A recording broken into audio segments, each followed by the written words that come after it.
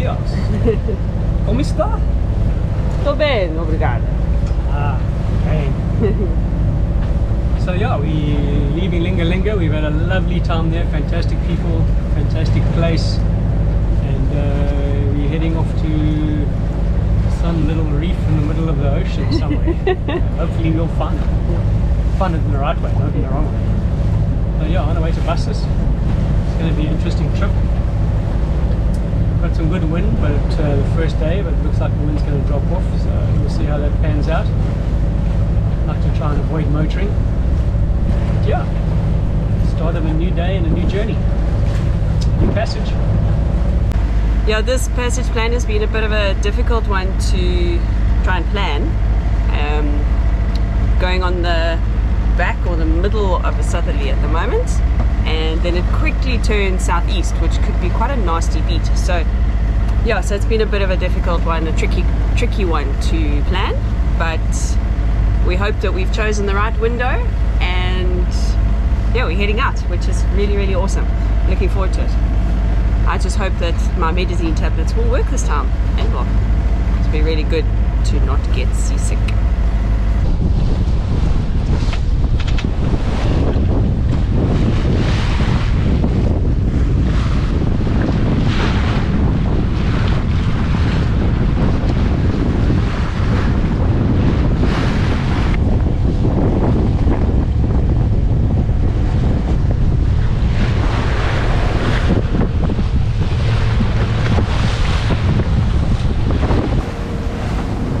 Sail set. How's our heading? Heading's good, direct to Bassas da India, and we are beating on a close haul, close reach, doing 6 knots, all good. So far so good. Let's hope it stays that way. How are you doing? One water cans from another. Okay. Be careful.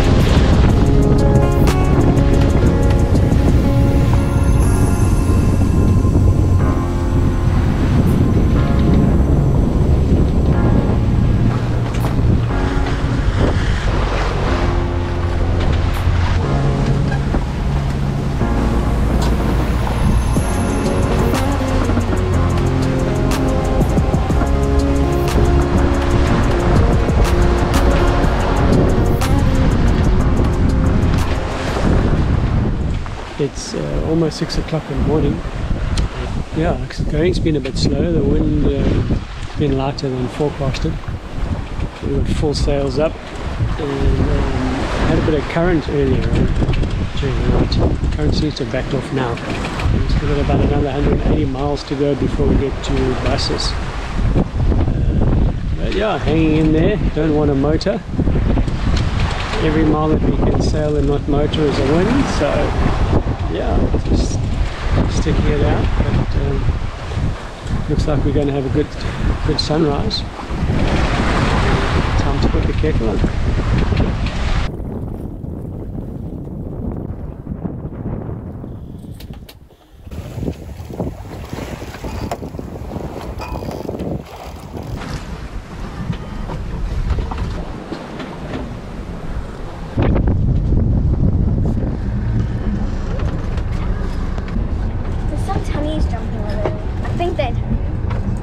Just as Robin was about to go to sleep. Yeah. You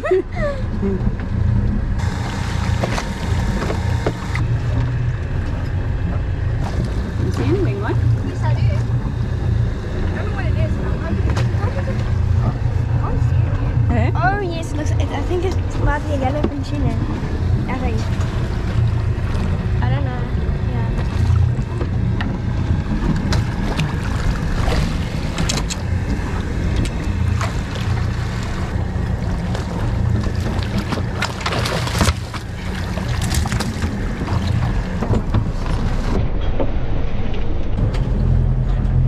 beautiful, huh?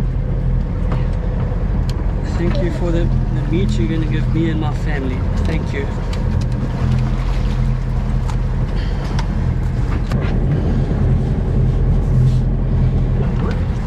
It's a yellowfin, right? Yeah. So at first it looked like long. It actually looked like a barracuda. Yeah, when it was down there. How did you know it was the elephant? How did you know No, it was when the it was close, I could see it.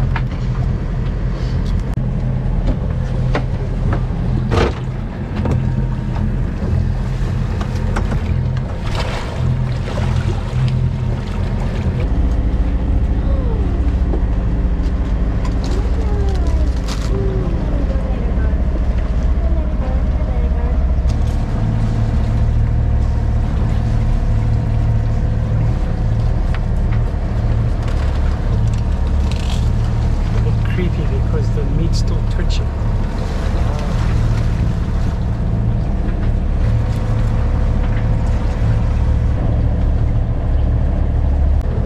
Line of bones runs down there. See them? So you got to cut on either side of those bones so that they're not included in the fillets.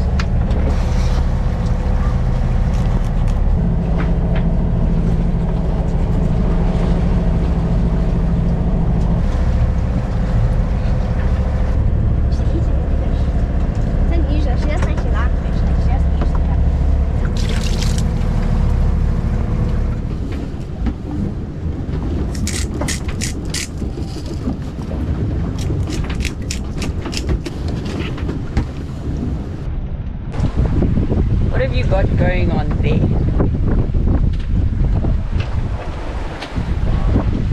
Well, those fish biltong. When I was filming it, I couldn't tell you what I was doing because Charlotte was sleeping in the city. Quiet. But they're small pieces, so it's more like robins, and they get smaller. It's more like robins, fish biltong nibbles. Anyway, next time we'll make more. We'll make bigger pieces.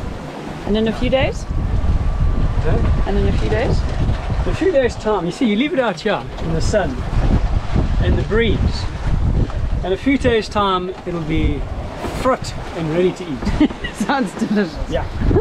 I'm busy now. I'm going to go make a fish curry. Yeah, I'll catch you.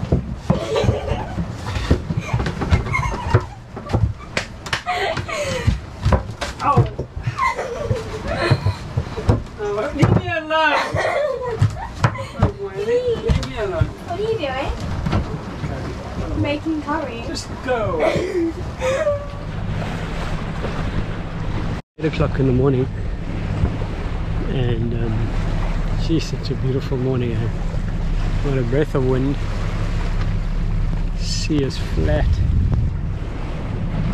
Not great for sailing, but nice sea to be on. We're about 50 miles from Bassas da India, and I'm really excited. This place has been on my bucket list for as long as I can remember.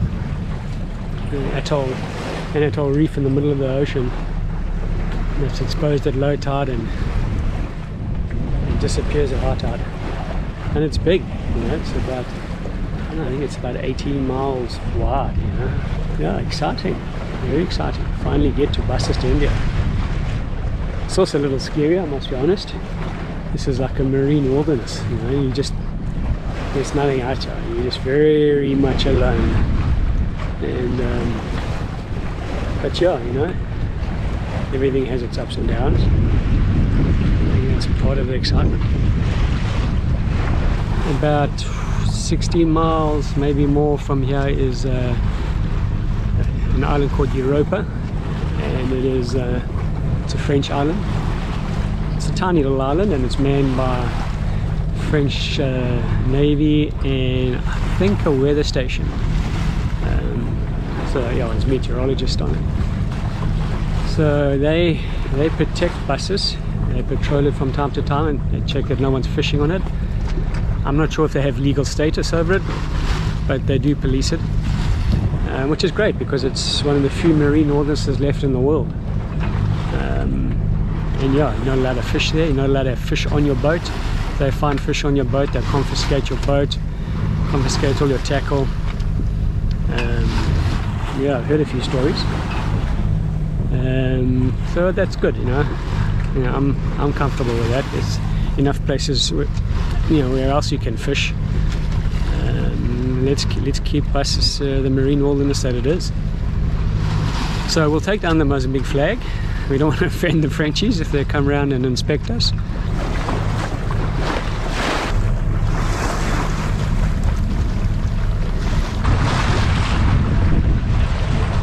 Moya? Yeah? When are we going to get there? Tomorrow morning. Tomorrow morning.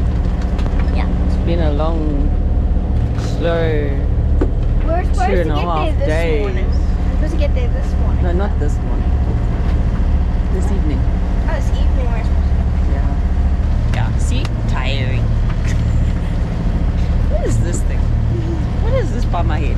Robin? What's going on here? Jar preventer. But the sail's not up. Oh, Oh, is it? No. My sail. There's no sail up. But we have this line running there to there. Is it a boom rocker preventer? A boom rocker. yeah. ERP. Okay.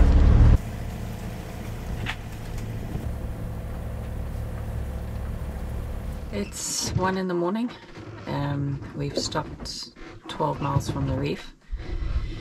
We weren't able to heave to, there's not enough wind, so we've just stopped and we're literally bobbing about here. And then at first light we're gonna start heading over. It's low tide at 4:30, so we should be able to see the reef quite nicely in the morning and hopefully find a nice anchorage spot. But yeah, this rocking and rolling is not fun.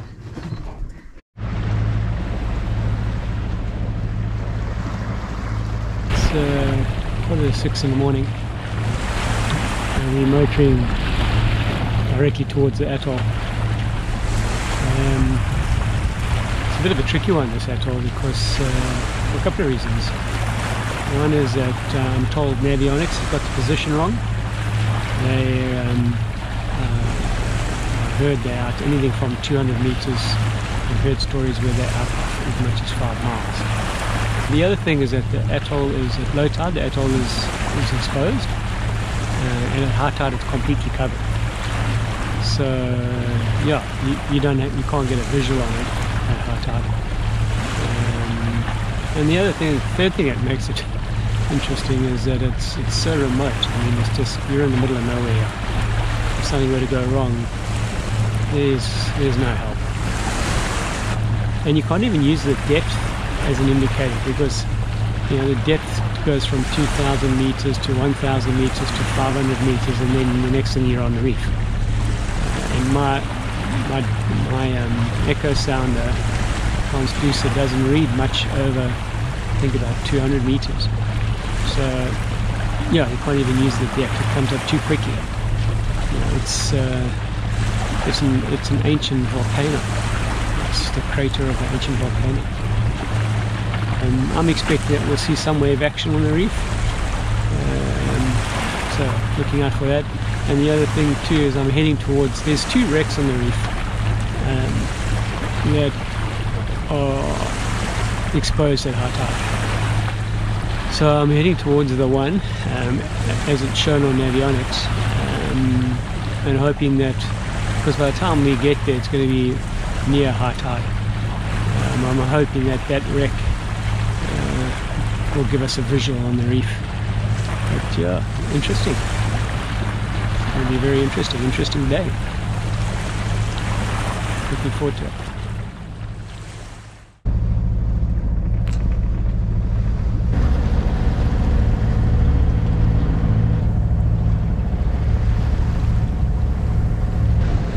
So we've arrived.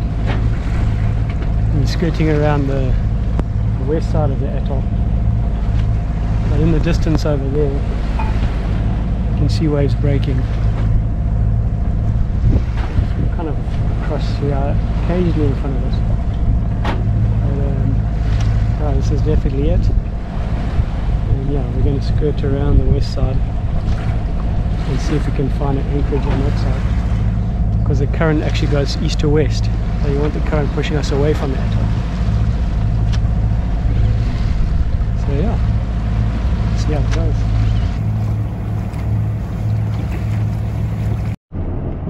Yeah, good surf.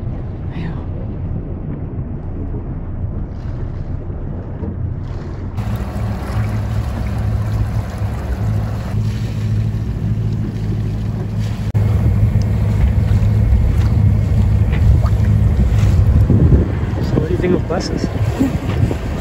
It's huge. It's massive.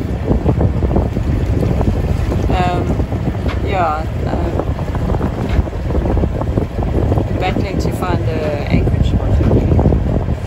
I'm nervous to anchor anyway. Yeah, because there's too much coral and reef, and so I don't know what we're gonna do. How many meters are we? 18. 18 meters. How clear this water is. You shouldn't be able to see anything. Looks like 2 meters. Some things. Yeah, there's no good anchorage here. It goes from, it's a wall. It goes from like 90 meters up to 5 meters in no time. It's a rim of a crater. I mean, it's to be expected. There is a place that they marked as anchorage on the other side. But the problem is that the current's pushing you onto the reef and the wind's pushing you onto the reef on that side. It makes me feel a little uneasy. I don't know what the anchorage is like, but it's marked on the avionics. So I think we're going to head to the Barren Islands. Another 3-day sail.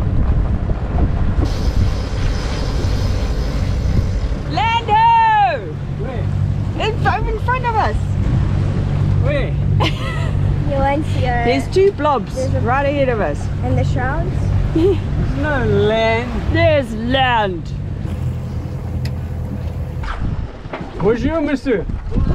Ça va? Bonjour.